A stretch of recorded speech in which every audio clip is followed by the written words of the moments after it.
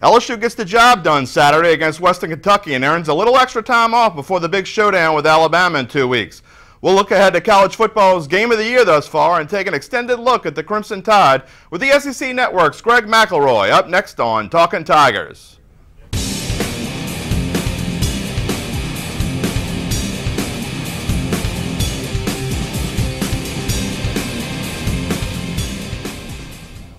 Welcome to Talkin' Tigers. I'm Jim Derry. Saturday's script at home against the Hilltoppers was pretty similar to the one Coach Les Miles has employed throughout the season. Hand the ball to number 7 as much as possible and work in quarterback Brandon Harris a little more than the previous week. Obviously, Leonard Fournette came through with yet another 150-plus performance, and Harris keeps getting better and better. But now it gets real for the Tigers. After taking off Halloween this Saturday, they hope to trick the Crimson Tide the following week at Tuscaloosa. To talk more about this and to go in depth about Alabama, let's go to Greg McElroy, former Tide and NFL quarterback. Greg, thanks for taking time out to come on and talk to Talkin' Tigers. First, what have you seen from LSU this season, and do you believe they're a contender for the national championship? Well, I've been watching LSU. I've been more and more impressed every single week with what Brandon Harris has been doing. We all expected Leonard Fournette to kind of develop into the player he's become. But the offensive line and the supporting cast have really improved their level of play. I mean, it's really been a joy to watch, frankly, as a team that was still relatively young. I mean, this is not a ridiculously experienced football team, but they are insanely talented. And I think that obviously the game against Alabama is going to tell us an awful lot about both teams. And honestly, if you were to take the winner of this game and take them up against just about anybody in the country, I would think that Alabama and or LSU might be favored in the game, according to Las Vegas. So a lot to look forward to when it comes to this matchup. And it's obviously one that over the last decade was a joy to be a part of, a joy to play in, and now it's fans, a joy to watch. And Greg, before we talk about the game, I do want to talk about what you just touched on, and that's what do you remember most about this rivalry? Your junior season, you beat LSU on the way to the national championship, but then lost in your senior season in Death Valley. What do you remember most? Well, you know, I mean, obviously these two teams are really cut from the same cloth, and they really put an emphasis on physicality and playing outstanding on the defensive side of the football. That's been Alabama and LSU's MO, and they're very similar. I think the identities and what they're trying to do, and obviously Alabama's changed a little bit offensively with the type of style they're playing with, but LSU has stayed true to form, and I think are reaping the benefits for having done so. And obviously one of my favorite moments was playing against LSU in Baton Rouge, even though we came up a little bit short.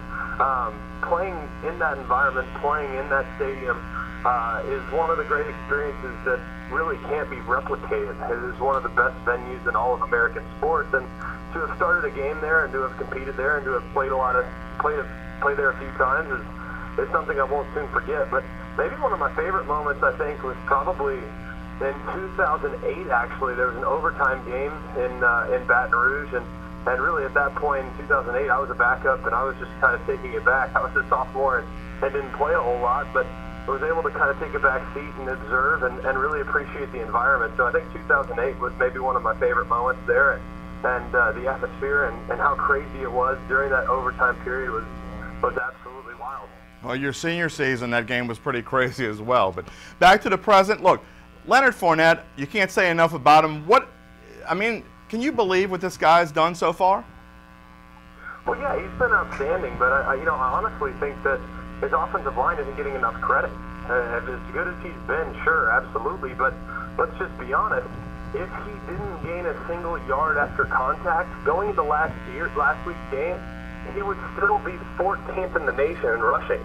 I mean, that's how good the offensive line has been. And look, Leonard Fournette deserves credit for finding the holes and hitting the gaps the way he has, and his vision's been significantly improved from a year ago. He's a more patient runner.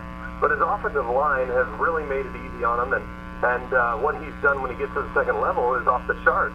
His explosion, I think he appears faster this year, but he's done a wonderful job, and it's for good reason that he's in the driver's seat for the Heisman Trophy. But his offensive line, I think, deserves an awful lot of credit.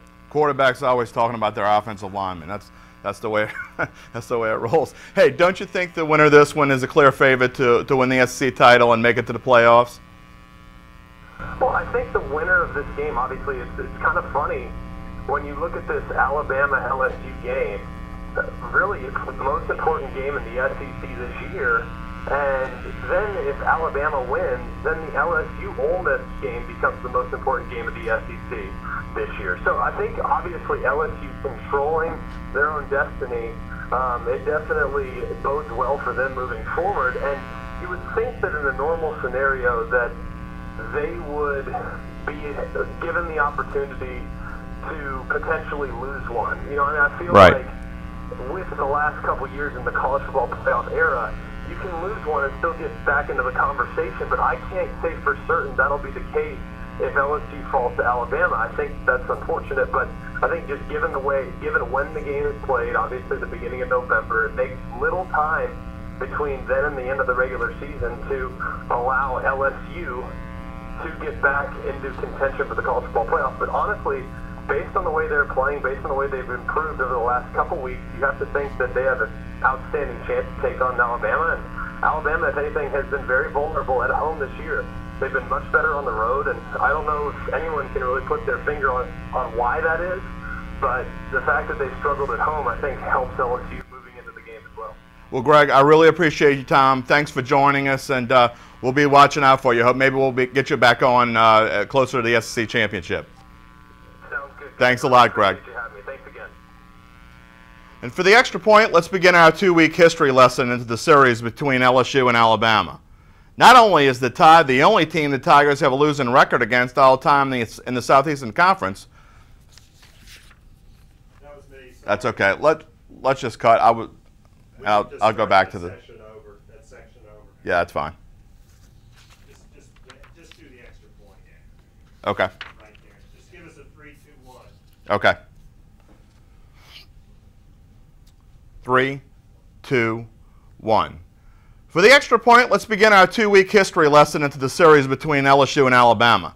Not only is the Tide the only team the Tigers have a losing record against all time in the Southeastern Conference, but they have lost more games to Alabama, by far, than any of the other opponent in the SEC or out of conference. LSU is 24, 48, and 5 against the Tide, and those 48 losses are 11 more than Ole Miss has handed the Tigers. That's a bit misleading, however, as the overall record in that series is 57, 37, and 4 in favor of the purple and gold.